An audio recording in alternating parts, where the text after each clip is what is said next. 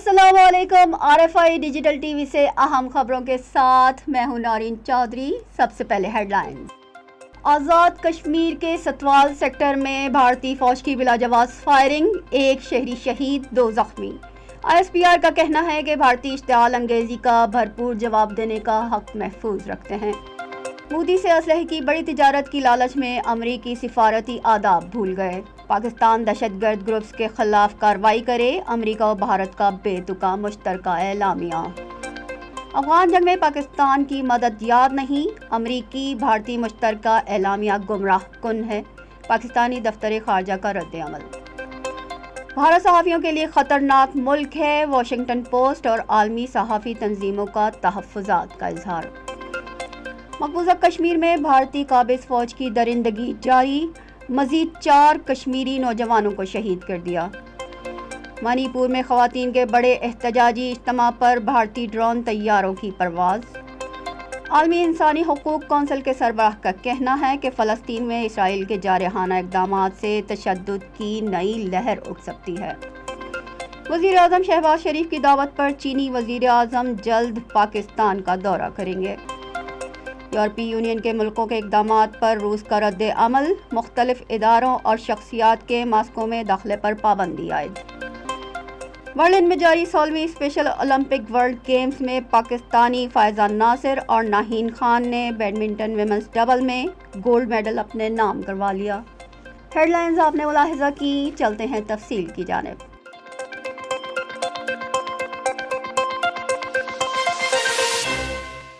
आज़ाद कश्मीर के सतवाल सेक्टर में भारतीय फौज की फायरिंग, एक शहरी शहीद, 2 जख्मी हो गए। ISPR के मुताबिक भारतीय फौज ने एक मरतबा फिर सरहदी इलाकों में फायरबंदी के मुआहदे की खिलाफ वर्जी शुरू कर दी। आज़ाद कश्मीर के सतवाल सेक्टर में भारतीय फौज की चेक पोस्ट से शहरियों पर फायरिंग की गई, जिससे एक शहरी शहीद और 2 जख्मी हो गए।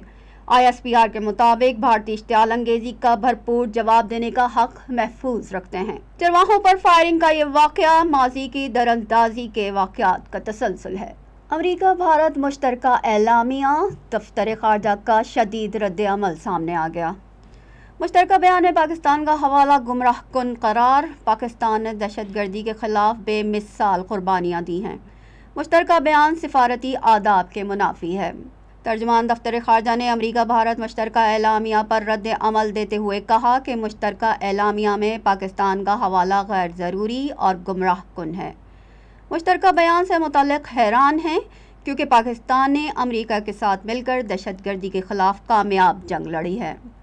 एक तरफ़ा मौक़िफ़ की तौसीक़ से गुरेज़ करना चाहिए था। मुश्तरका बयान में किया गया दावा दहशतगर्दी के ख़िलाफ़ जंग के बैनुल-अक़वामी अज़्म को किस तरह मजबूत कर सकता है। पाकिस्तान ने दहशतगर्दी के खिलाफ जंग में बेमिसाल कुर्बानियाँ दी हैं, जानों के नजराने पेश किए हैं। हमारे कानून नाफिज करने वाले इदारों और मुसल्लह अफवाज ने एक मिसाल कायम की है। भारत मकबूजा कश्मीर में वहशियाना जुल्म और अक़लियतों के साथ नारवा सलूक से तवज्जो हटाना चाहता है। मुश्तरका बयान भारत की मकबूजा कश्मीर में इंसानी हकूक़ की संगीन सूरत हाल का नोटिस लेने में नाकामी है। भारत को जदीद फ़ौजी टेक्नोलॉजी की मुंतकली पर गहरी तशवीश है। ऐसे इक़दामात ख़ित्ते में फ़ौजी अदम तवाज़ुन को बढ़ा रहे हैं। ये जनूबी एशिया में पायदार अमन के मकसद के हुसूल में गैर मददगार हैं। मुश्तरका बयान ख़ित्ते में कशीदगी और अदम इस्तेहकाम को हल करने में नाकाम साबित होगा। हम अमरीका के लिए 40 साल से लड़ रहे हैं, आज भी अमरीकी इत्तेहादी होने की सज़ा भुगत रहे हैं। वक्त की ज़रूरत है चीन और रूस से ताल्लुकात मजबूत किए जाएं। वज़ीर दिफ़ा ख्वाजा आसिफ ने पार्लियामेंट में अमरीका भारत मुश्तरका एलामिया पर रद्द-ए-अमल देते हुए कहा कि वाइट हाउस का जो बयान आया है वो साबिक़ हुकूमतों के लिए शर्मिंदगी का बायस है। अमरीका के लिए तो जंगें इन्वेस्टमेंट होती हैं। आज भी पाकिस्तानी कौम अमरीकी हलीफ होने की सज़ा भुगत रही है। इस खत्ते में दहशतगर्दी के बीज बोने में अमरीका का बड़ा किरदार है।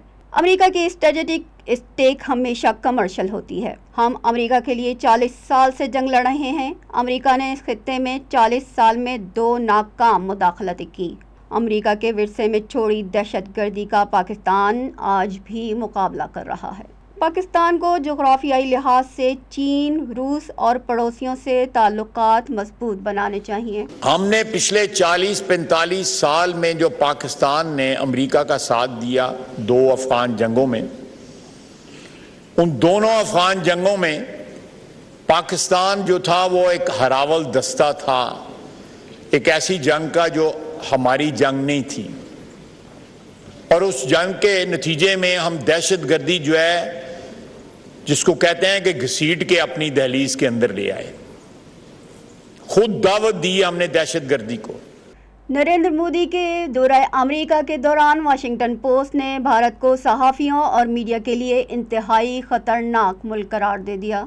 واشنگٹن پوسٹ نے بھارت کو صحافی سرگرمیوں کے لیے انتہائی خطرناک ملک قرار دے دیا ہے۔ نریندر مودی کے دورہ بھارت کے دوران اخبار نے فل بینچ کا اشتہار لگایا جس میں بھارت کو میڈیا کے لیے انتہائی خطرناک ملک کہا گیا۔ پریس کلب واشنگٹن کی صحافیوں کی تحفظ کی committee, international press institute, international women media foundation سمیت مختلف صحافی تنظیموں نے بھارت میں میڈیا کو درپیش خطرات پر تحفظ کا اظہار کیا۔ ان تنظیموں کے مطابق مقبوضہ کشمیر میں پیشہ ورانہ ذمہ داری ادا کرنے والے صحافیوں کو دھمکی، پابندی اور مختلف کارروائیوں کا سامنا کرنا پڑتا ہے۔ منی پور میں جاری فسادات کی کوریج کرنا بھی مشکل تر ہوتی جا رہی ہے۔ اسی طرح بھارت کے مختلف ریاستوں میں علیحدگی کی جو تحریک چل رہی ہے وہاں صحافیوں پر سخت قدغن لگائی جاتی ہے۔ بھارت دنیا کی سب سے بڑی جمہوریت کہلاتا ہے، لیکن جمہوری اصولوں خصوصاً میڈیا کی آزادی کے عالمی قوانین کی کھلی خلاف ورزی کر رہا ہے۔ نریندر مودی کی ظالمانہ کارروائیاں مقبوضہ کشمیر میں جاری، قابض بھارتی فوج نے مزید 4 نوجوانوں کو شہید کر دیا۔ کیواڑا کے علاقے میں بھارتی فوجیوں کی درندگی جاری رہی، محاصرے اور تلاشی کے نام پر ضلع کے داخلی اور خارجی ریاستوں کو بند کر دیا گیا۔ قابض بھارتی فوج نے آپریشن کے نام پر کشمیری نوجوانوں پر گولیاں برسائیں جس سے 6 کشمیری شہید ہو گئے۔ گزشتہ ہفتے کپواڑہ میں 5 کشمیری نوجوانوں کو مجاہد قرار دے کر مارا جا چکا ہے۔ گزشتہ 20 سال سے جعلی مقابلے میں 683 خواتین سمیت 22,980 کشمیریوں کو شہید کیا جا چکا ہے۔ نریندر مودی کی درندہ صفت فوج مقبوضہ وادی میں عالمی قوانین کی کھلی خلاف ورزی کر رہی ہے۔ نریندر مودی کے متعصبانہ اقدامات کے خلاف منی پور میں احتجاج کیا گیا۔ عیسائیوں کے مارے جانے پر بڑی تعداد میں خواتین سڑکوں پر نکل آئیں۔ بھارتی میڈیا کے مطابق ڈسٹرکٹ امپھال کے گاؤں میں شدت پسند ہندوؤں کی فائرنگ سے ایک شخص ہلاک اور متعدد زخمی ہو گئے۔ اس واقعے کے خلاف بڑی تعداد میں کوکی قبائل کی خواتین سڑکوں پر نکل آئیں۔ خواتین کے بھرپور احتجاج کو کور کرنے کے لیے بھارتی فوج نے ڈرون طیاروں سے فوٹیج بنائی۔ مقامی افراد کا کہنا ہے کہ آج بھارتی فوج ڈرون طیاروں کے ذریعے ہمارے احتجاج کی کوریج کر رہی ہے، کل انہی ڈرون طیاروں سے ہم پر حملہ بھی کیا جا سکتا ہے۔ بھارتی انتہا پسند تنظیم RSS کے جتھے عیسائی آبادی پر حملہ کر رہے ہیں۔ ڈسٹرکٹ امپھال میں خواتین کے احتجاج کا مقصد شدت پسند ہندو تنظیم RSS کے خلاف کارروائی کا مطالبہ ہے۔ انسانی حقوق کے کونسل کے سربراہ نے مغربی کنارے کی بگڑتی صورتحال پر تشویش کا اظہار کیا۔ گزشتہ کئی ہفتے سے اسرائیلی فوج کو نام نہاد آپریشن کے نام پر قتل کر رہے ہیں۔ انسانی حقوق کے عالمی قوانین کی پامالی کی جا رہی ہے۔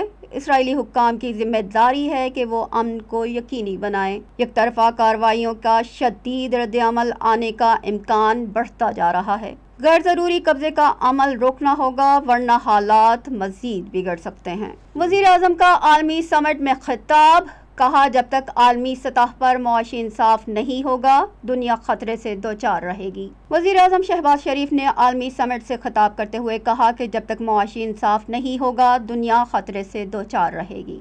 ہمیں وسائل کی منصفانہ تقسیم کے حوالے سے پالیسی مرتب کرنا ہوگی۔ عالمی ممالک جنگ پر اربوں خرچ کریں گے لیکن سیلاب زدہ پاکستانیوں کو قرض بھی نہیں دینا چاہتے۔ نیو گلوبل فائنانسنگ پیکٹ سمٹ کے بہترین انعقاد پر فرانسیسی صدر کو خراج تحسین پیش کرتا ہوں۔ انہوں نے کہا کہ موسمیاتی تبدیلی کے باعث گزشتہ سال تباہ کن سیلاب کا سامنا کرنا پڑا۔ 33 لاکھ افراد گھروں سے محروم اور ہزاروں ایکڑ پر کھڑی فصلیں تباہ ہوئیں۔ سیلاب سے 20 لاکھ گھر مکمل طور پر تباہ ہو گئے۔ کانفرنس کے دوران شہباز شریف کی سعودی ولی عہد، فرانس، مصر، ایرانی صدور اور چین کے وزیر اعظم سے ملاقات ہوئی۔ وزیر اعظم شہباز شریف نے پیرس میں چینی وزیر اعظم لی چیانگ سے پاکستان کی جغرافیائی سالمیت اور معاشی ترقی کے لیے چین کی حمایت کا شکریہ ادا کیا۔ کہا کہ چین نے جموں کشمیر کے متنازع خطے میں G20 اجلاس بلانے کی مخالفت کی، جو خوش آئند ہے۔ وزیر اعظم نے چینی ہم منصب کو جلد پاکستان کا دورہ کرنے کی دعوت دی، جو انہوں نے قبول کر لی۔ چینی وزیر اعظم لی چیانگ نے کہا کہ چین پاکستان کی کلیدی مفادات کے تحفظ اور معاشی ترقی کے لیے کوششیں جاری رکھے گا۔ وزیر اعظم شہباز شریف اور جرمن چانسلر کی بھی ملاقات ہوئی، جس میں وزیر اعظم نے پاکستان کے سیلاب متاثرین کے لیے جرمنی کی امداد پر شکریہ ادا کیا۔ یہاں وقت ہے چھوٹے سے ایک بریک کا۔ بریک کے بعد دوبارہ حاضر ہوتے ہیں۔